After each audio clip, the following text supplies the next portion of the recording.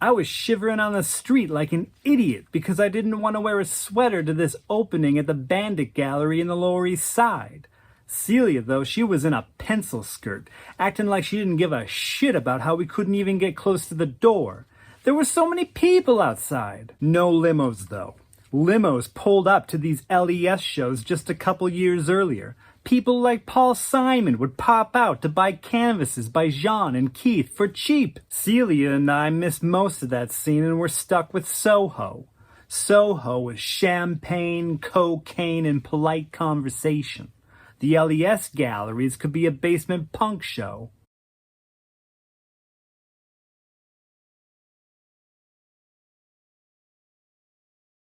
After she moved to New York to go to Cooper Union, I didn't talk to her that often.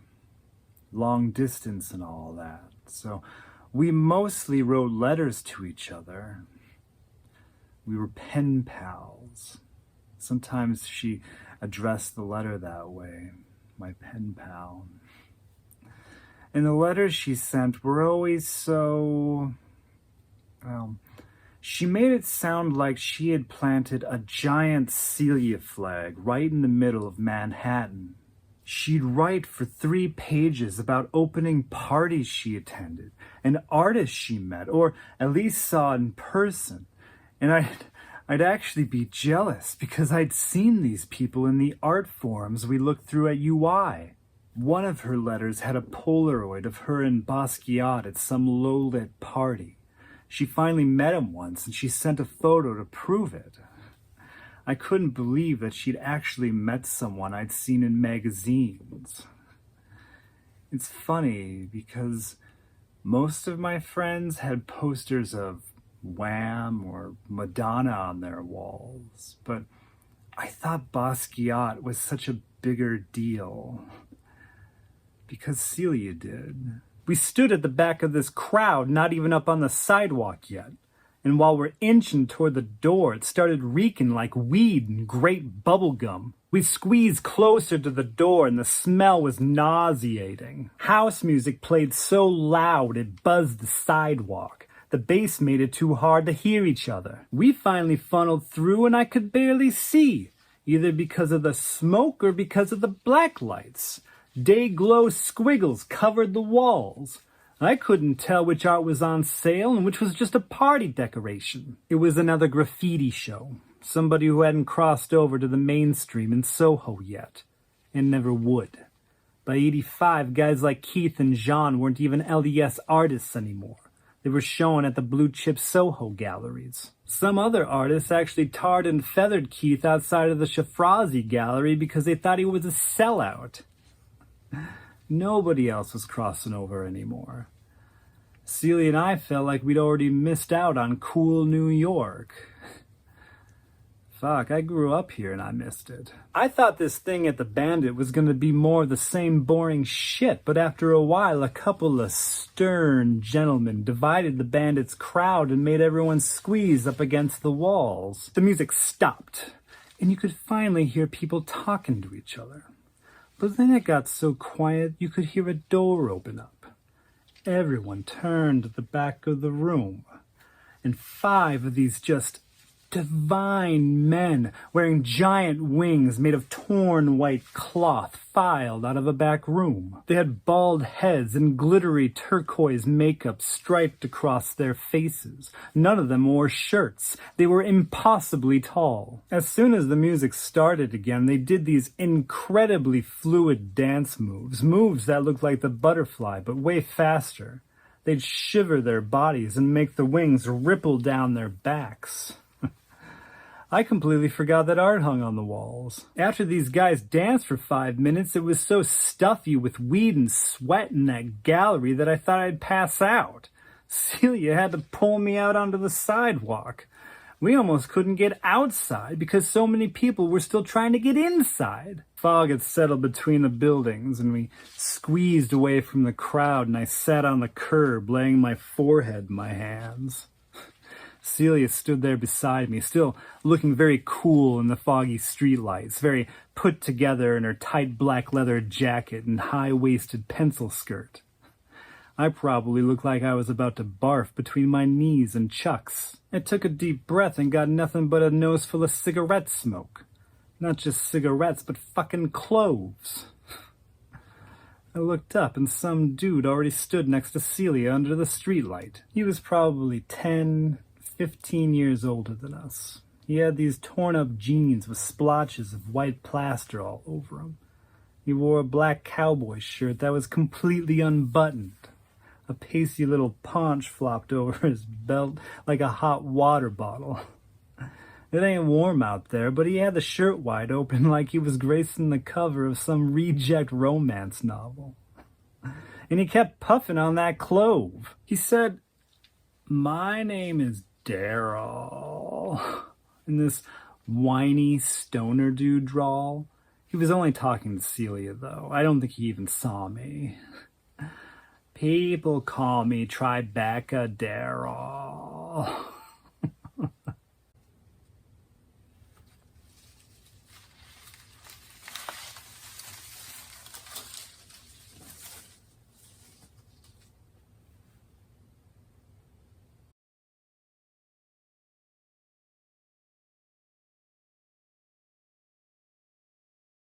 I had just finished dancing inside, and I wanted to spread my wings outside. I looked good that night. I looked very good. But that gallery was so hot the sweat made my makeup run, and my bald head started steaming outside. I wanted a cigarette. How was no one smoking a cigarette on that sidewalk? I wasn't about to smoke one of Daryl's cloves. He was trying to get into that girl's panties anyhow.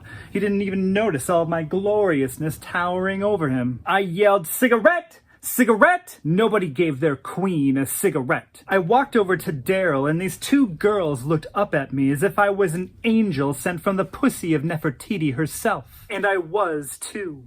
The steam rising off my head was a nice touch. I asked them, "Is this old man scaring you?" Neither of them could speak. That's how I knew I was queen. "Oh," Daryl said in that shaky-ass warble of his, "I'm not old." "Okay, Mr. Tribeca, please tell us your age." He laughed and said, "Mr. Tribeca, I like that. Kind of like Mr. Universe." Oh my God, he flexed his skinny arms like he was on Muscle Beach. That bladder of flab over his belt couldn't fit into a jello mold.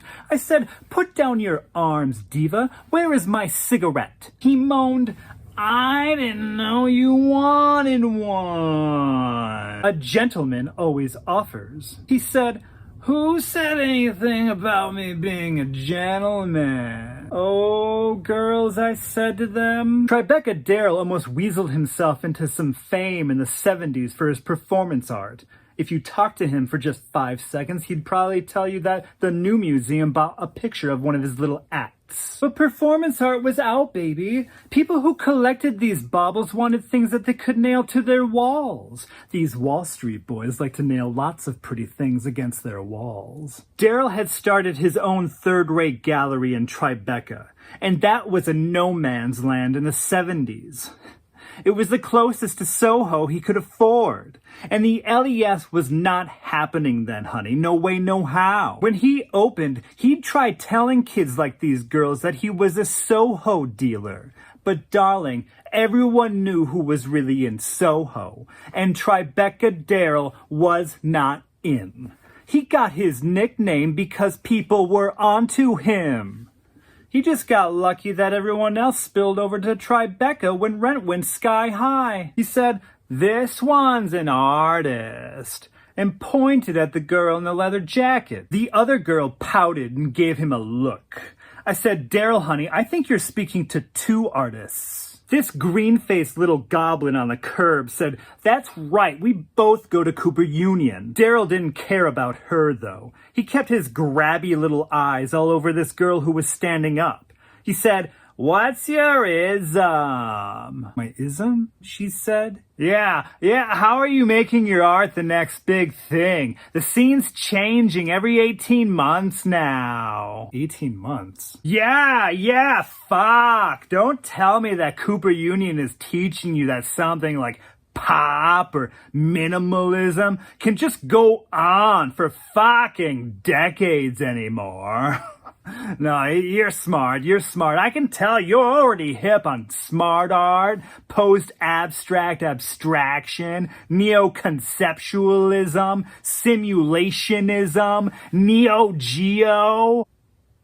She said, I think those are all names for the same thing. He didn't listen to her and said, I feel bad for you young artists trying to make bread today, man. In the 70s, you could take your time. You could slowly work your magic and develop your ism and not worry about success until you were really ready to show your shit. I worked on this one piece for an entire year before I showed it to anyone. Then I worked on it for another 6 months before I sent it to the gallery. The new museum has it in their collection now.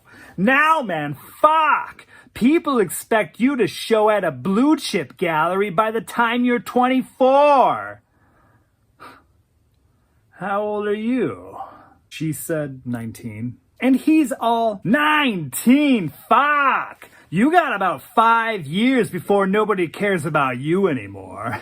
You gonna get your shit ready in that time? The leather jacket looked like she was trying to stop herself from tearing Daryl's face off. But then this other girl finally stood up to say, listen, asshole, Celia Merode is bringing her slides to Mary Boone this week. She's gonna be bigger than whoever the fuck you are. I like this one. And then Daryl whined, Mary Boone, I'll tell you what, if Miss Boone doesn't work out, you can bring your slides down to my gallery and I'll check them out personally. Here's my card. Daryl is so ridiculous that his card actually said Tribeca Daryl on it. He wandered back into the crowd with that ugly cowboy shirt billowing open. Girls, I said, do not listen to that man about isms. He's just licking his nobody cares about me wounds. Daryl is just another never was. There are a lot of those around here. They barely make enough room for the never will be's. Did you see the paintings in there? I pointed my thumb's purple nail back at the gallery. They said, we only saw you. Oh, honey, that makes me feel so good. Maybe somebody will pay $10,000 to nail me against their wall. But really, honey, nobody is buying anything in there. It's a party. It's a fun party. But people don't go shopping at parties. The blown-out Wall Street boys buying this flavor have already moved on. Don't waste your time trying to make yuppies happy. Too many boys are putting out work before it's marinated. There are too many Apollonias and not enough Shaka Khans out here. So please, girls, for my sake and your own, become a couple of little Shaka Khans. I lifted my wings beneath the streetlight, and honey, I flew.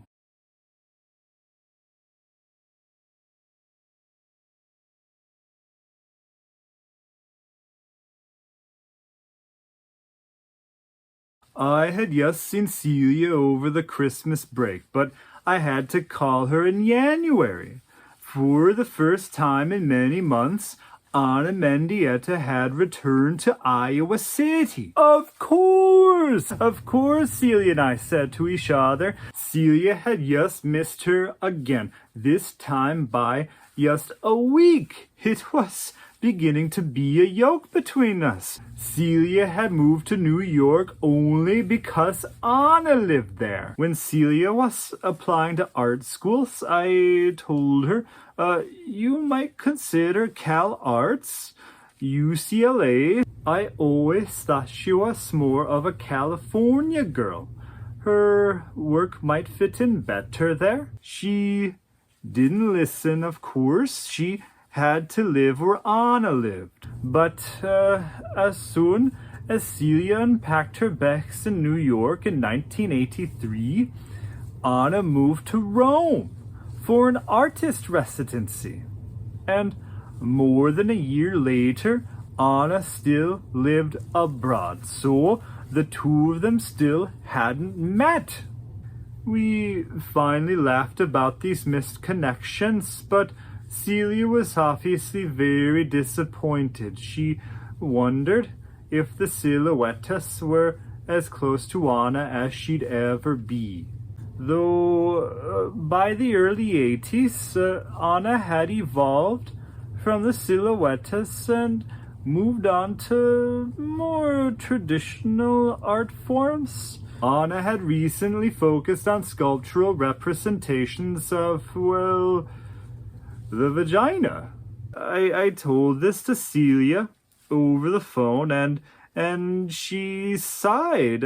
She sounded very sarcastic when she then said, "I bet the feminists would love her now." I was confused, surprised, especially considering how interested she'd been in the women making art in the 70s. I tried to parse her tone and asked, "Feminists?" I remember Celia being very capital F feminist when she got to Cooper Union. But not long after the protest, she went down to AIR, the women's gallery in Soho. She wanted to look through their archives. She was like pale when she got back to the apartment. She'd gone because of Anna Mendieta.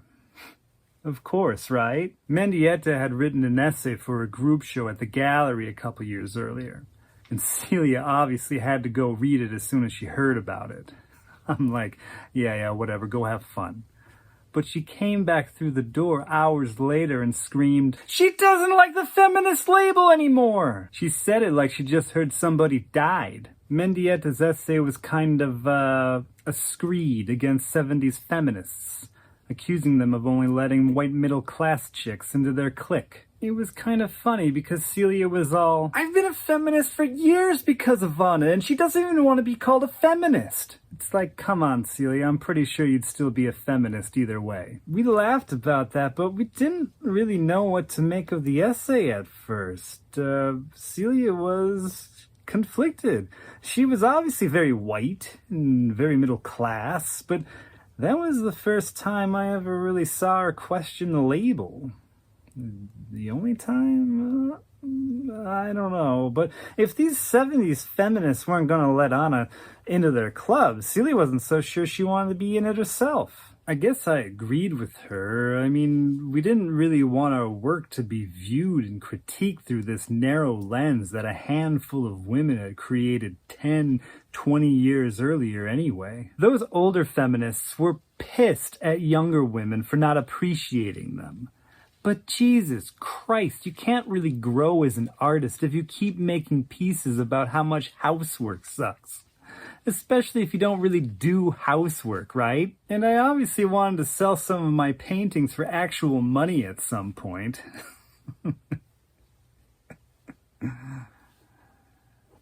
I'm being facetious. Kinda.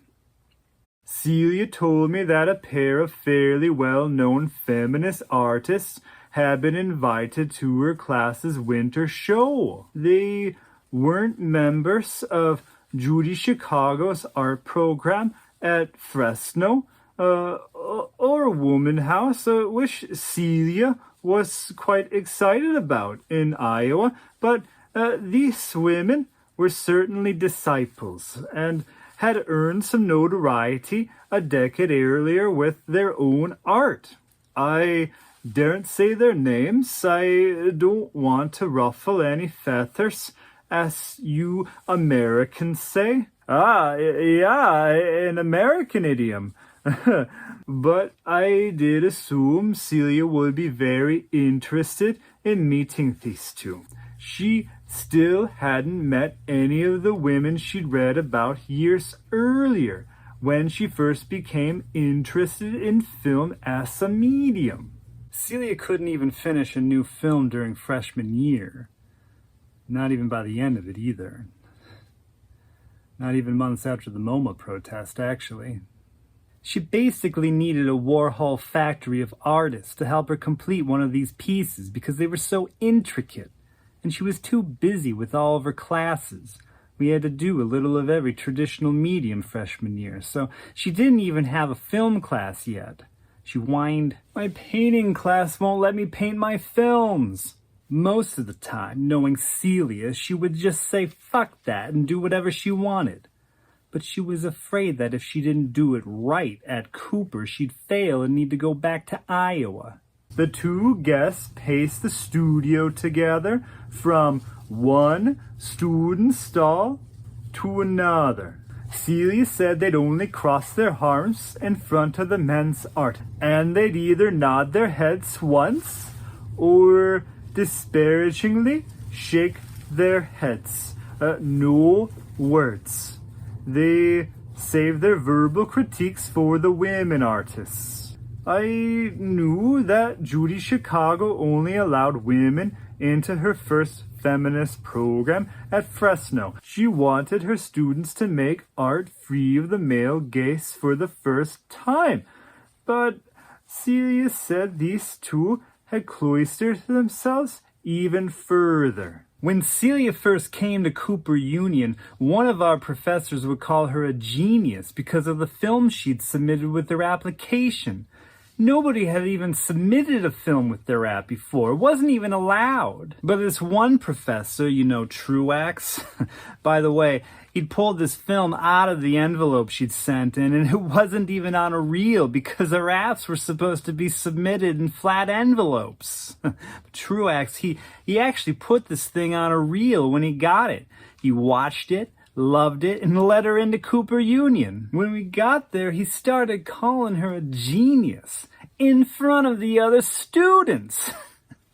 I knew it, but it obviously pissed off a lot of people. And if it didn't piss them off, they really believed in it. And they were scared of her because of it. And they were even more scared of her after the MoMA protest. So until sophomore year started, it was just the jealous brats who'd call her out for not actually showing anyone else these films that were supposed to make her a genius.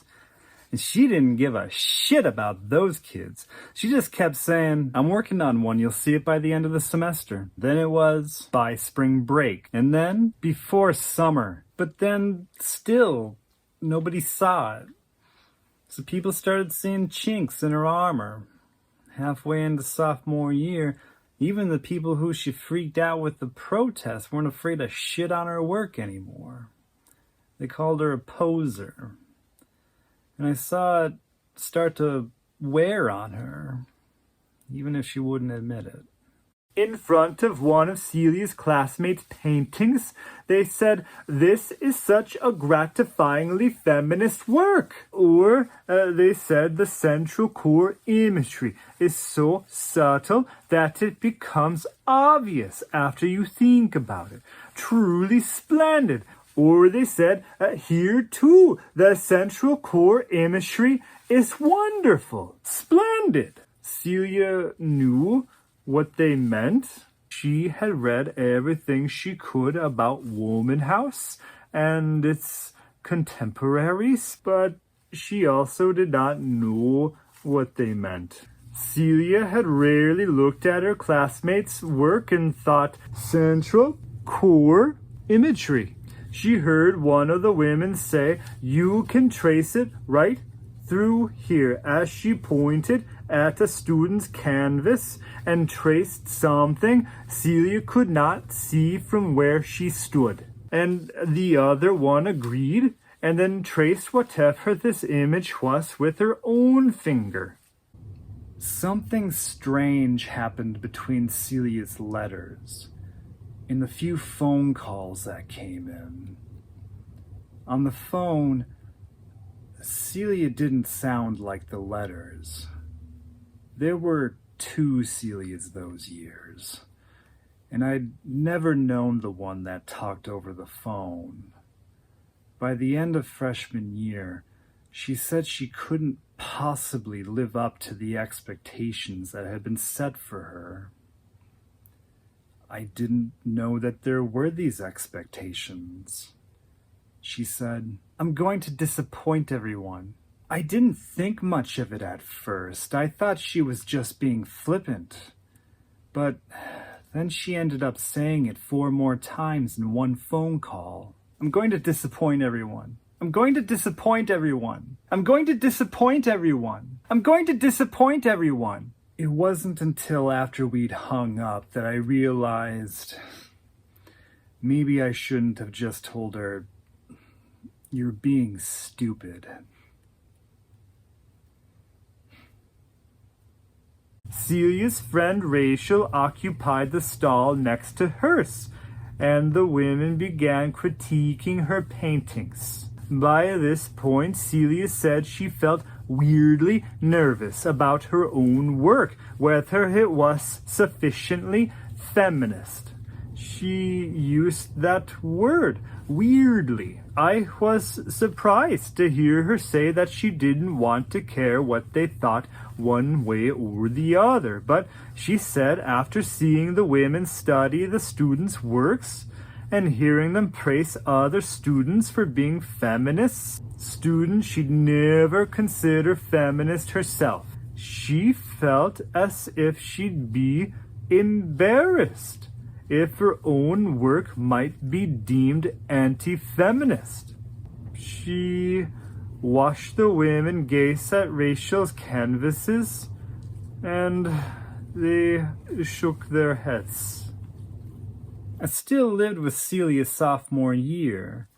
She worked really hard on that first film during winter break, and she finally finished it. She was a one-woman factory. In her room, she had this huge magnifying glass set up over the board where she fastened the film strips so that she could see the images in the frames better. She had to use brushes with a single camel hair so that she could put the paint where she actually wanted it. But I didn't know that she'd finished one. I just heard her behind the door yelling, "Fuck! Fuck! Fuck!" I knocked on her bedroom door and it swung open a little bit. She was facing the screen, but it was nothing but white light. The film had already run through. "Something wrong?" I asked her. She fidgeted a little bit, like she was surprised to hear me. She brushed her sleeve across her face before she turned. She'd obviously been crying, or was about to cry, but she tried to act all blasé about it. "It's fine," she said, kinda annoyed, but it obviously wasn't fine. "I just wasted a year," she said. "But it's fine." She said the dyes weren't always mixed right. She said the film was ruined. The colors were supposedly all wrong. "Can I watch it?" I asked. But she looked at me like there was no point. She said, "It's not what I wanted. I'm not showing it." So I never even saw it. It was probably better than anything anyone else in our class did. But she never even let me see it. One said, no, I just don't see it. This might have been painted by a woman's hand, but it was definitely created by a man's eye." They were quite dismissive, and the other said this is obviously the product of Reagan's America. Celia did not know what they were talking about. It was Rachel's self-portrait, in which Rachel had deliberately made herself appear androgynous. So, as she waited for them to approach her stall, Celia said she just wanted to walk away. After she recuperated from that first supposed fuck-up, she bought another reel and reshot the film. But when she got it developed and brought it home, all I heard her say behind the door was, "Fuck, fuck, fuck," again. I guess the lighting was too dark. You couldn't make out anything on screen. So she said she just wasted money on the film and developing it. She said, "I don't even care about the time to reshoot it. I can't afford to fuck up any more film. I can barely afford to eat." She was right about that. Most days she'd buy a grapefruit and that was her breakfast and lunch. She wouldn't eat anything like a meal until dinner. So she considered VHS because it was cheap. After cracking open one of those cassettes, though, she realized right away that painting on those black reels was impossible. Over the past year, Celia had dabbled in a series of photographs. I kept asking her about her films, but every time I did, she brushed aside my questions, my enthusiasm for her moving image works, and I was always surprised by this, and I was even more surprised that she focused on this photographic series. After unspooling that VHS tape all over our coffee table, she said, "I should have stayed in fucking Iowa." I couldn't believe that. I didn't know anyone else from Iowa, but I couldn't really imagine Celia living there. Definitely not going back. If I stayed in Iowa, I could focus on my films. I wouldn't need to waste time on these fucking men's mediums. Men's mediums. She always called painting and sculpture men's mediums because they came with so much dudeish baggage after men sucked all the oxygen out of them. Some professors told her to just give up on film anyway because collectors didn't want to buy it. All those rich fuckers wanted canvas paintings. Men painted on canvas for eons, so that's what all these collectors thought art was. They had too many fucking $100 bills squeezing the oxygen out of their brains to think bigger than that. Another professor tried to meet her halfway and pushed her toward the pictures generation. Photographers like Cindy Sherman. Celia liked Cindy, and she was a little interested in photography because Mendieta took pics of her silhouettes. And Celia did submit some photos of her work with her app, so it wasn't completely out of left field, but I'm pretty sure that prof pushed her toward the pictures generation because they were in then.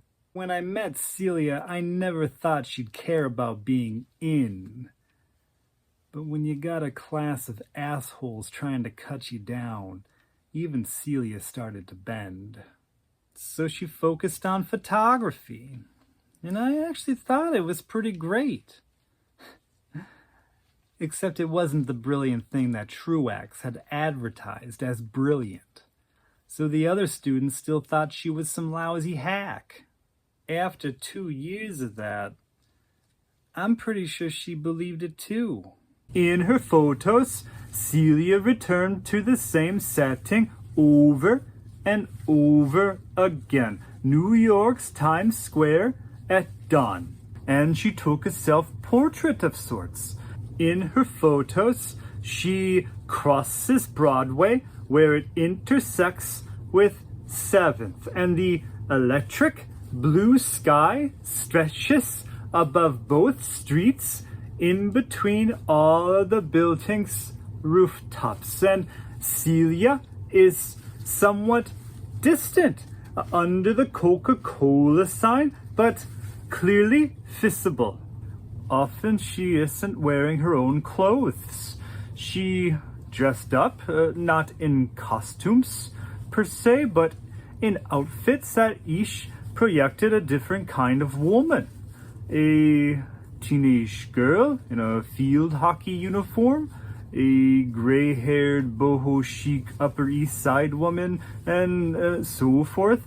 And she switched these outfits in between shoots as quickly as possible because she wanted the weather, the light, the strangers to remain stagnant while she herself changed. Celia has chosen 4 of these photographs to display for the winter show. One of them finally said that. I guess it sounded like, The women had walked into Celia's stall and stared at the pictures for longer than Celia could stand. The one who didn't laugh said, "Oh, what's that?" And the other answered, "It's so obvious. Do you see it?" No, not yet. Do you see the central focus here? The void beneath the Coca-Cola sign? Oh my, very clever. And of course the photograph's square shape and how they're all hung in a square pattern. It all emphasizes that focus. Celia waited for them to explain themselves, and one of them said, I don't know how I didn't immediately see the central focus. She's even made the sky appear almost like legs. Do you see them? In between the roofs of the buildings.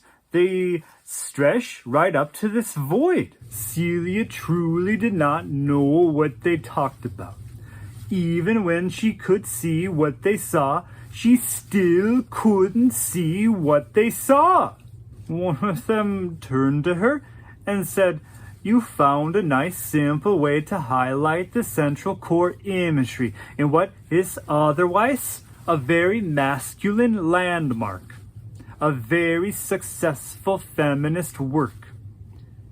And Celia said, "I'm sorry," and she was confused, somewhat relieved, but also fairly confused, and she asked, "Are you talking about the shadow between the model and the signs in the middle of the photo?"